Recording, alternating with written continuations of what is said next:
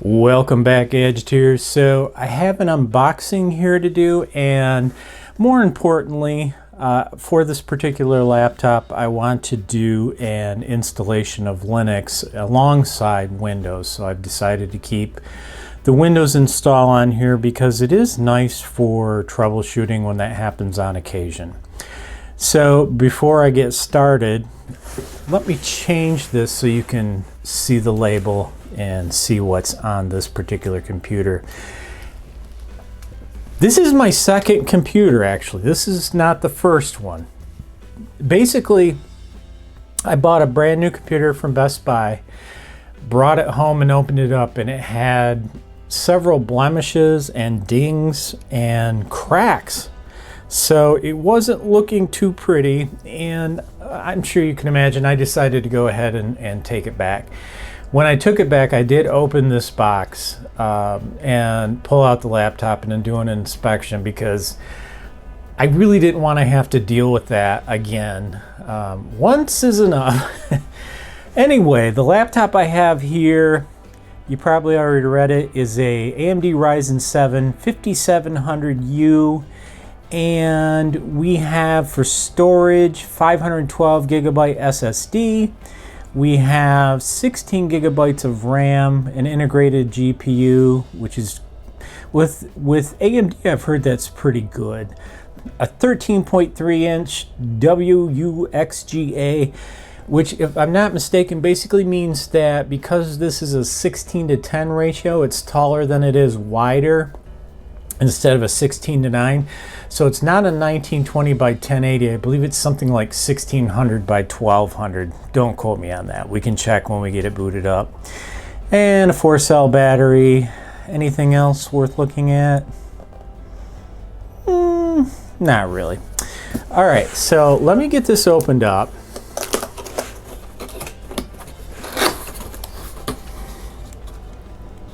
Not the best angle, I do apologize.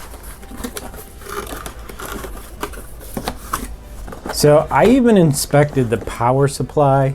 So it comes with a connecting cable, which you need. You connect this end into your power supply. And then, whoa, don't fall over on me. I don't need dings on this new computer. There's the connector for the power supply. It is a 45 watt power supply. And it uses a standard USB, which is good because if I had to, I suppose I could use somebody else's USB charger if necessary. So that's cool. And the computer itself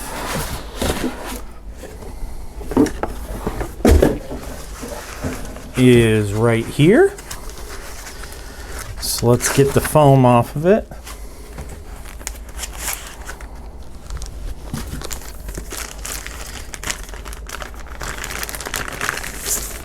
And the bag. Now there is some paperwork that comes with the computer, but it's very basic. It's basically one sheet that tells you how to plug in the power supply and what ports it has, which we're going to go over right now. So this is the Yoga. Can you see the Yoga symbol? There we go. This is the Yoga 6. You know, the pricing was really good, so I opted for this. I really don't need a supercomputer. You know, what I'm going to end up using this for, essentially, is the basics. You know, word processing, surfing the internet, maybe writing some documents, watching videos, things like that. Managing my YouTube channel and my comic sales. So, the basics. So, on the back, it's got the pretty little Windows sticker that doesn't even say Windows on it anymore. I don't know if you guys can see that. Oh, it does. My mistake. There's a tiny little window in there and it does say Windows. So this particular laptop does cool from the bottom and then it expels heat from the back here. And before we open it up, let's take a look at one of the sides here, make sure that you guys can see.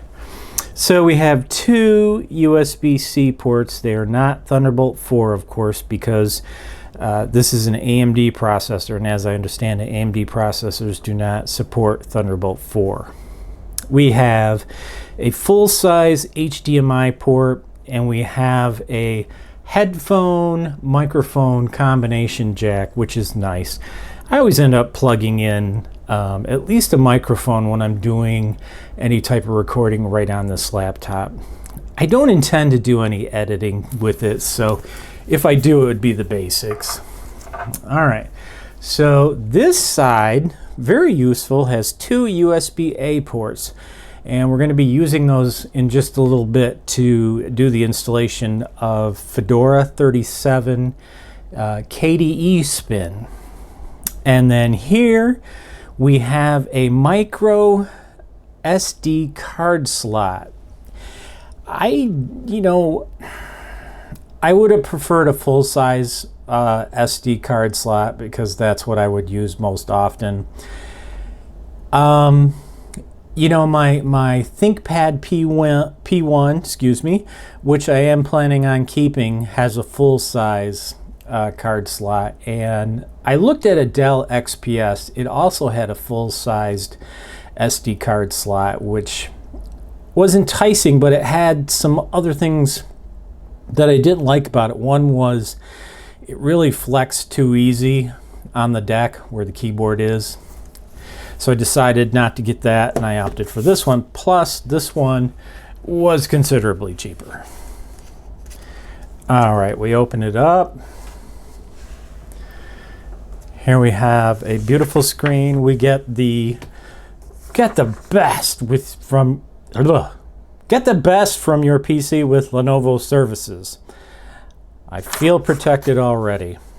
Then it has this keyboard sheet, and it shows what the different ports are and how to use them. So I would say this is handy for somebody who really is new with a computer. So there is a shutter here that you can close over the camera, which is kind of neat. I remember watching a video about having this shutter, and one of the YouTubers said something about, well, we don't have shutters over our cell phones or anything, and nobody complains about that. So, this is more of a gimmick in my opinion. I suppose there is, I won't say a greater chance, but a chance that your camera could be co-opted and somebody that you don't want to see could see you. And that's a possibility. Now, on here it has a couple of stickers. AMD Ryzen 7 5000 series. AMD Radeon graphics. Yoga 6 13-inch. And it says 7.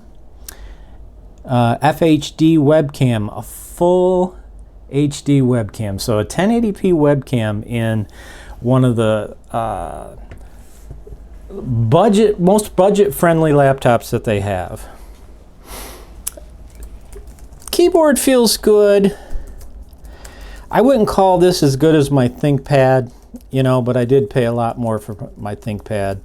I bought that back in 2018, and that was about $2,000 used. This one, I would consider it acceptable. It is a backlit display.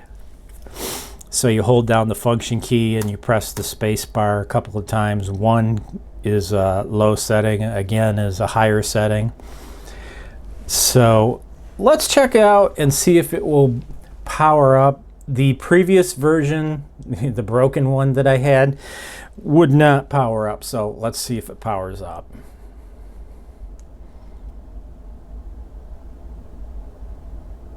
It's dead, Jim.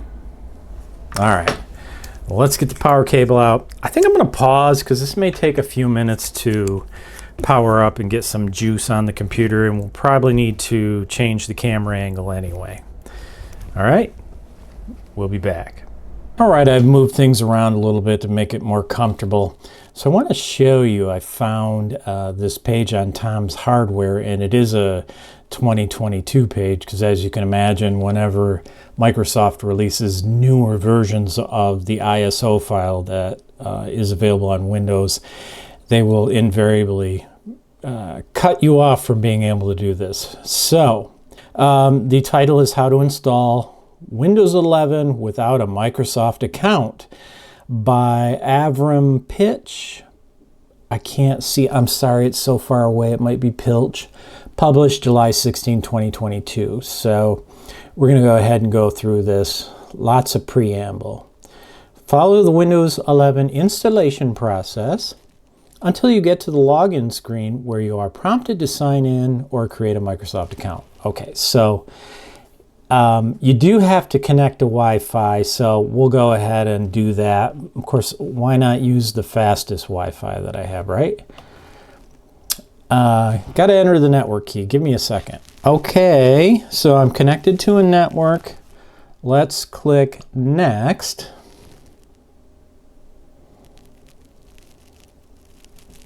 Checking for updates, my hero. I shouldn't say that. I feel that Windows 10 and Windows 11 has done a much better job than previous versions of Windows. Although XP was really nice, wasn't it? But, you know, things happen. Okay, so wants me to accept the license warranty. Wants me to name my device, excuse me. We'll call it Yoga 6. That's odd. Sometimes the mouse doesn't want to move. That's all we need is another problem, huh? We'll say next.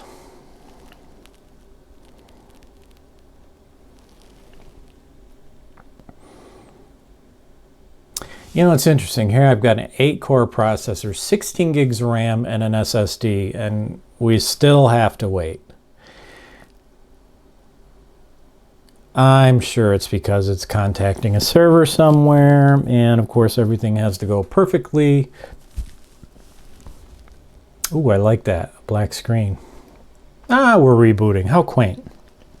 So when we change the network name of a computer in Windows, it has to reboot, and it still has to reboot. Man, I don't know. I'm not going to complain. What am I complaining about?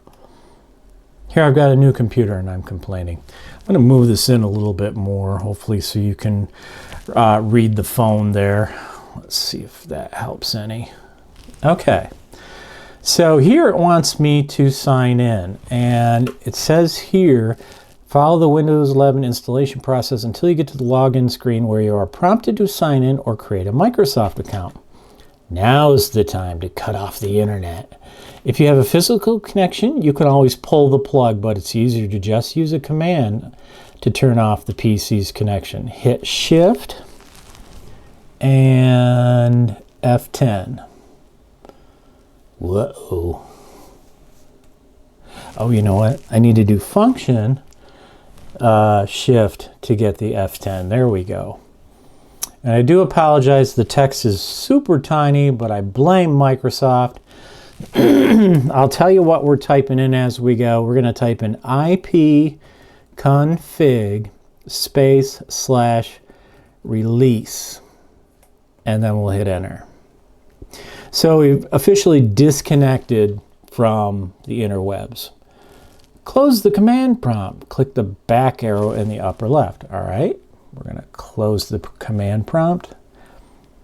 And I don't see a back arrow. Let's see. Click the back arrow in the upper left corner of the screen. See, they've got one. I don't have one. It seems like I got around this somehow when I installed my nephew's computer.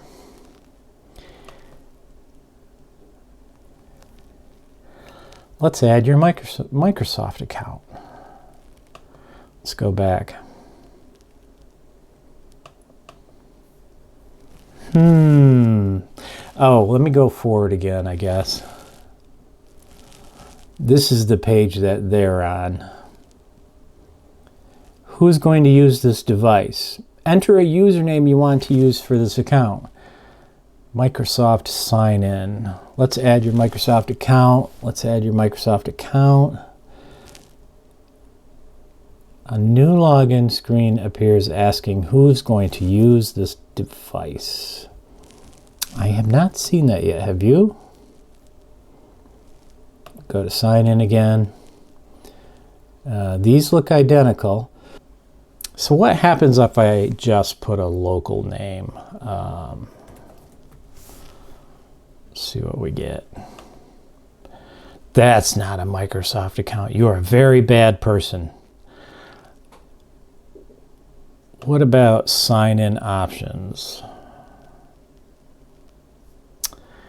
Oh dear, I think I think they fixed this particular workaround. So I'm going to pull the phone up closer to me and have a little look and make sure I'm doing everything correctly. All right, well, I actually found a different option. Oops, going into the garbage there.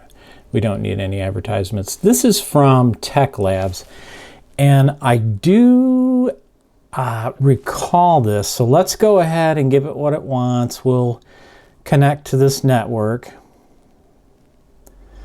So we're going to see if this other method works. I don't know that it will, but we'll try. Next. And we're supposed to put in an email, phone, or Skype. It says to enter any email. We'll make it up here. hello@gmail.com. Next. Enter the password. And sign in. Oops, something went wrong. Okay, so, whoops.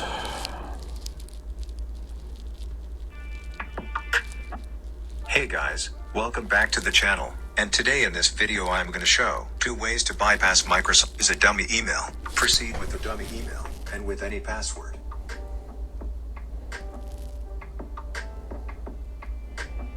You'll receive an error, and now by clicking on next, you can proceed without Microsoft account. And we'll click next, and we can. Thank you very much to Tech Labs. That's very nice. I'll try to remember to put that in my information about this video. Okay, so, oops. We'll just keep it simple. Okay, I got to do a password. Give me a second. All right, well, I guess the security questions make sense, especially since this will not connect to the internet, and I won't have a Microsoft account that I can recover. So I forgot to mention that this particular laptop has a fingerprint reader. So let's go ahead and set it up and see how easy this is. Whoops. Oh no, I don't want to do that. I'm not interested in hello. Oh, so what? I can't do the fingerprint reader? Apparently not. Well, I guess I'll have to set that up later. I inadvertently clicked on something that I didn't want to click on. So it's trying to do Windows Hello, which uses the camera in addition to the fingerprint reader.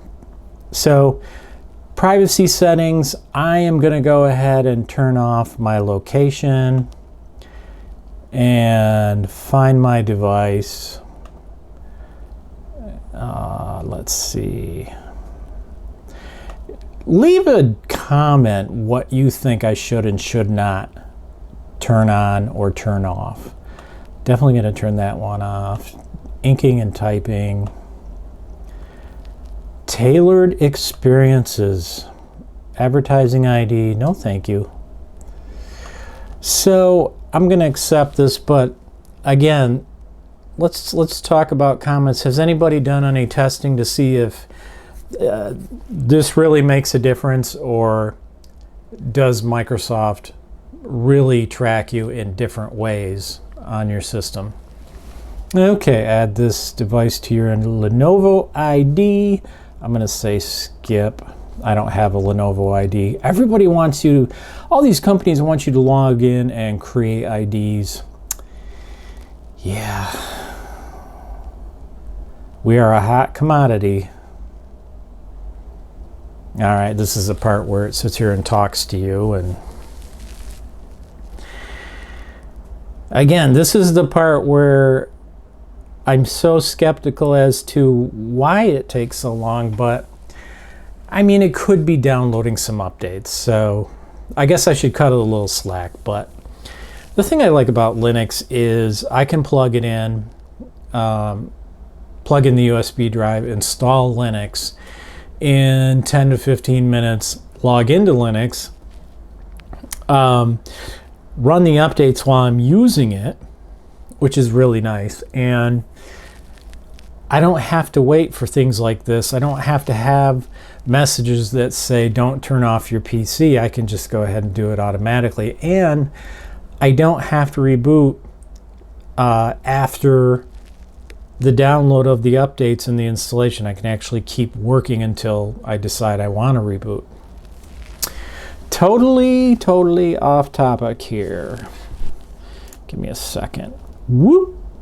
Okay, so this laptop has Dolby Atmos speakers. Now, all the reviews I've heard say they're really bad, and for $700 I would say they're probably going to be bad. But I just wanted to let you know that these allegedly, let's see if you can see this, Dolby Vision Atmos. I feel excited. All right, let's go back up. See if we can get our screen in. So it wants me to type there to search. I'll tell you what I want to search for. I probably should have just done a search right there. Let's go to disk management. Getting right to it.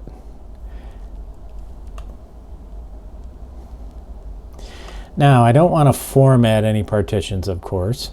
So here's my Windows SSD, and I have on there 474.72.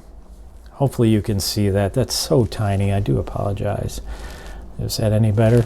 So my Windows partition, I've got a boot partition for 260 megabytes, a Windows partition of 474.72 gigabytes, and a recovery partition of 1.95 gigabytes. A lot of the time I delete that, but I think this time I'm going to leave it there because I really don't know how well it works or what it does. I haven't looked into it, done the research or anything like that. But in order to install my Linux, I need to shrink this partition. So let's see if it will let me. Normally you can.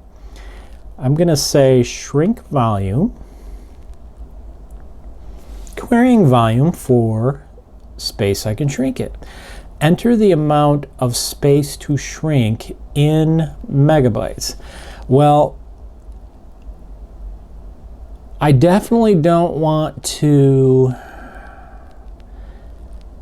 shrink it too far because I want to be able to boot and use both Windows and Linux. So let's see what we have here. Enter the amount of space in to shrink in megabytes, and it's got set up 440,300. Total size before shrinking 486,109. Size of available shrink space in megabytes 440,000. I was thinking, you know, I would do like a 2/3, 1/3 kind of thing because Windows will be the least used. I'm going to put 300. I can't even tell what I'm putting. There's thousands. Okay, 300,000. Total size after the shrink, 186. No, that's wrong. So I want to do it the other way. So let's change this to total size. Okay. No, I think I do have it right. Total size in megabytes after the shrink. So this is it beforehand and this is it after. So I'll have basically 128 megabytes, which ironically is what my wife's MacBook Air has. So, you know, what do you think? Should I go down a little bit more? How about 280? 280,000. All right, that's better. Keeping in mind that this really isn't going to be used for any fancy stuff.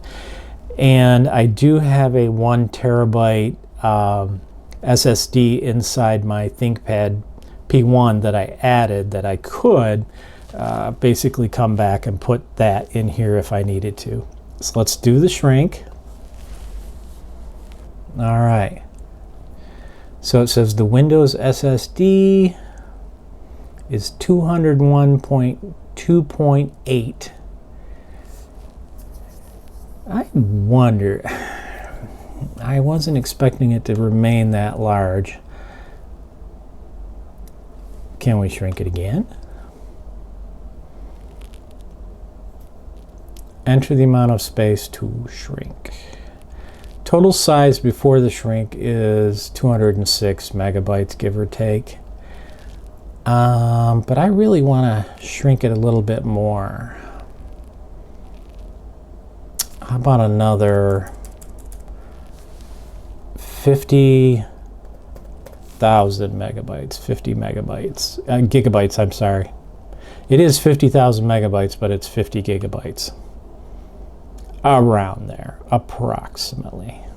Okay, so I wanted the larger partition to be available for Linux and the smaller one to be available for Windows. The cool thing I can do with Linux is I can actually use the Windows partition as a storage space because, of course, Linux can read and write to NTFS partitions, but Windows is still too stupid and can't see NTFS partitions. Or at least it doesn't try to. Okay, so let's check actions, see if we need to write it. No. What happens if we do a refresh? Okay, so we have 322 gigabytes unallocated. I always go over here to try to hit the Windows charm to log off when I'm in Windows 11, and this is nuts because of course, it's right here in the middle, and why would they do that? I don't know, Windows 11 kind of looking like Mac OS 11, icons in the middle. Boy, they really lockstep, don't they? All right, well, whatever. Okay, so let's power this off. Now, we're going to make an assumption that I can still remember. Let's see, here we go. Which key you use to actually get the boot up options on my ThinkPad P1. I'm not sure if it's the F11 or F12 key, so I kind of just bounce both of them in my fingers while it's booting. So here is my lovely Fedora 37 KDE spin installation. So for those of you who know me, and I'm plugging this in right now, I normally do the standard spin and then add KDE after the fact. That way I have many more applications that I can make use of, but I decided to go this route because I was kind of hoping that it would use less information storage, if you will, and that's my hope. Okay, let's go ahead and click the restart option and hope that for the most part this particular Lenovo computer will act like my ThinkPad computer.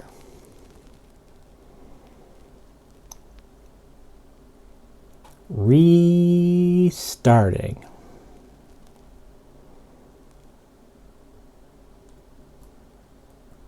All right. Well, I hope it works. Oh, check it out. So it wants to go ahead and boot to Windows, but we're going to boot to It's calling it Limpus Lite, but it is a USB disk 3.2, which is what I just put in here. And I'll click next. And before it goes on, let me see if I can hit some keys here.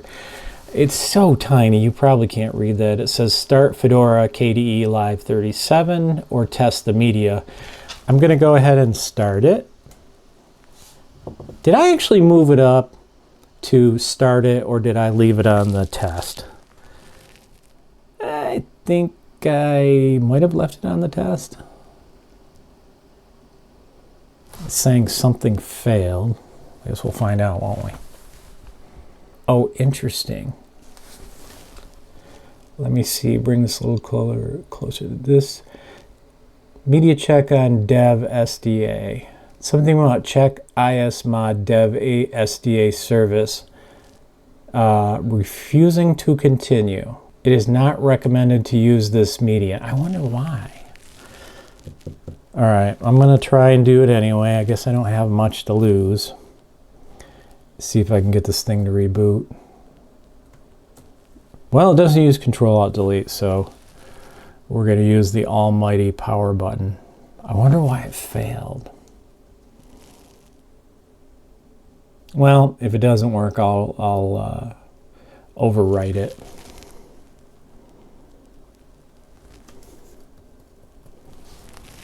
All right, we're going to go into Windows, even though we tried not to go into Windows.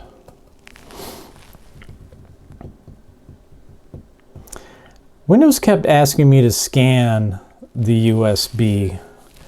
I'm wondering if I should just let it. And this is after booting into Windows. We're having trouble getting your tips. Check your network settings. Listen, how can you get my network wrong? Well, anyway.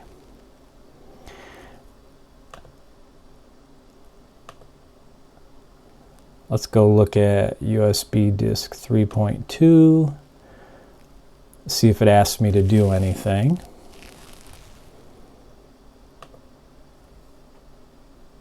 And does it show up at all? This PC. No, it doesn't show up because, of course, it's not readable by Windows. All right, I'm going to try to reboot. If it doesn't like this media, just remember that I was really stupid for not rewriting it, and something has went wrong. Although I used the Fedora media writer, and it did go through the verification process. Let's see if we can get the... No, I'm too late. We're going back into Windows. We don't like Windows. Windows, go away. Used to be you could reboot right from the screen. I wonder if I can do that. I don't see anything that'll let me restart. I guess I'm gonna have to like hit those keys like constantly, F11 and F12, because it's so fast at just going ahead and rebooting. Yes, we got it.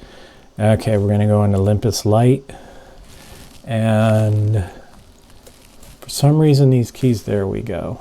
All right, we're gonna boot and see if we can even boot into Fedora. Shell line 1, sbin sysctl, no such file.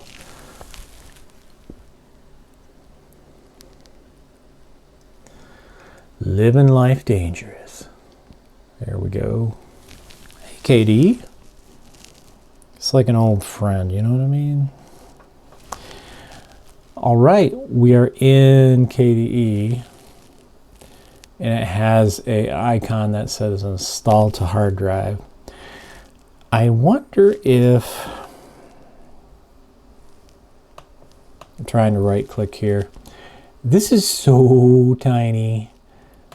I'm going to see if I can change the display options, and then I will start the installation. Okay, display is 1920 by 1200. My apologies, that's what I meant. All right, let's see what happens if we go up to here and apply it. It's a little bit larger than necessary. Let's go down one. apply again. We'll keep that. So I would do a whole bunch of other stuff too. Like you can barely read the font here because it has the cutesy little shadows and stuff like that. And I usually turn all that off. It's like a throwback from Windows Vista days. Hardly necessary. All right. So this may be a do or die moment. I may end up having to wipe the whole drive and end up putting just Linux on it and saying whatever. I have other computers that dual boot to Windows and Linux. Matter of fact, most of my computers. All right. Welcome to Fedora 37. We're going to click continue down in the lower right hand corner.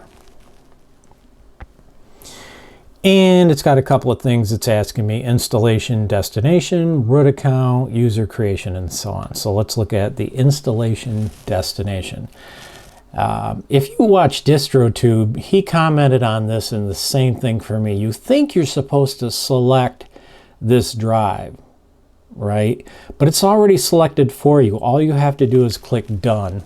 Really, the reason Fedora wants to do that is ensure that you understand that what drive you're selecting. Okay, do a root account.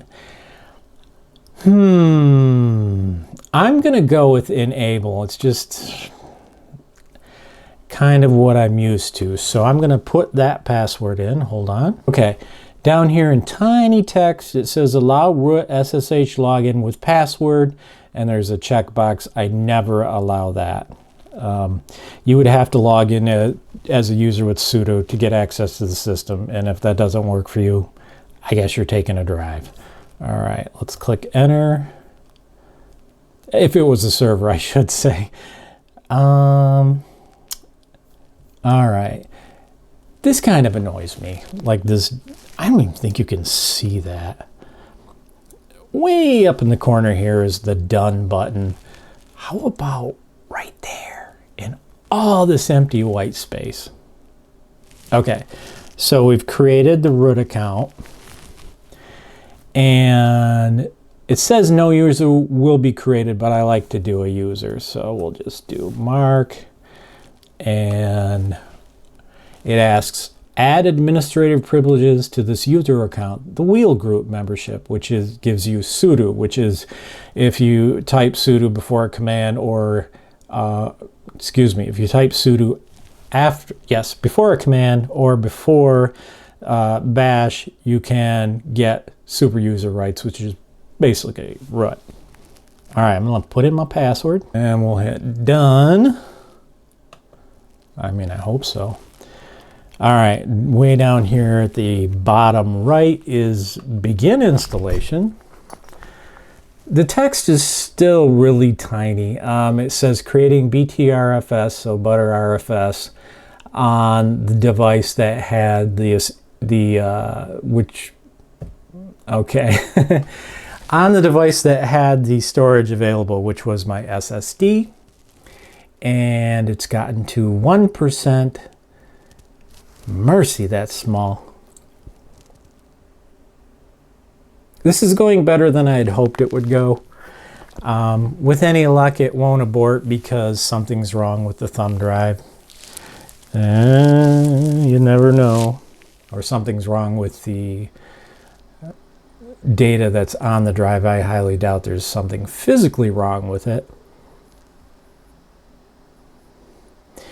I'll probably use this system for a couple days before I start ripping all the stickers off, just in case I have to return it. All right, I'm going to pause until we get done with the install and it's time to reboot. All right, it's booting up. Okay, so yeah, once again, I don't know if you can see that text down there in the corner. That is so small. So right away, first things first, I'm going to go ahead and, well, I hope so anyway. Configure display settings, and I'm going to bring this up a little bit. Let's apply. Have it set for 150%.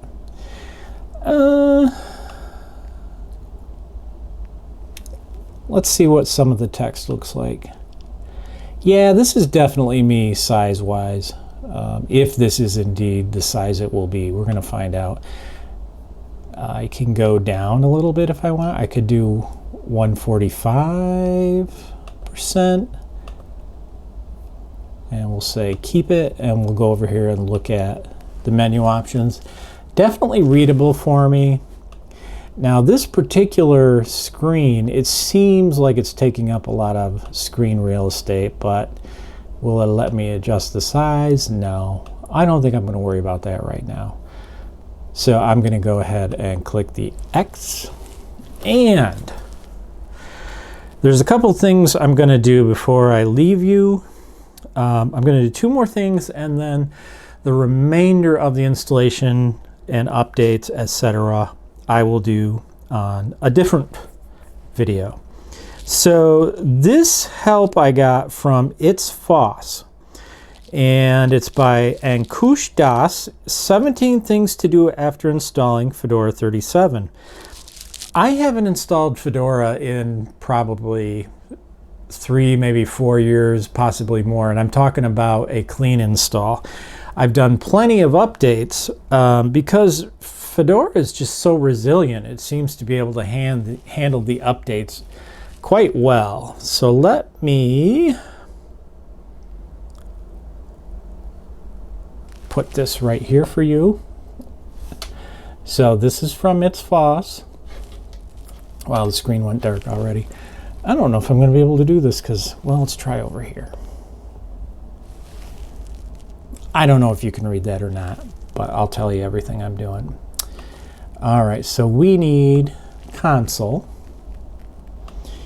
And just for brevity, I'm going to go ahead and become sudo, and we will stop for password installation. We're here. So it says to edit dnf.conf. The goal here is to make the use of DNF, which of course is used for installing updates, much faster. So it says to add, and I'm going to shrink this a little bit, make sure I get the whole thing. Append the following line and save max underscore parallel. Never been good at spelling that word. Underscore downloads equals 10. Otherwise, it'll do a single download. The next thing we're going to do, let's say fastest mirror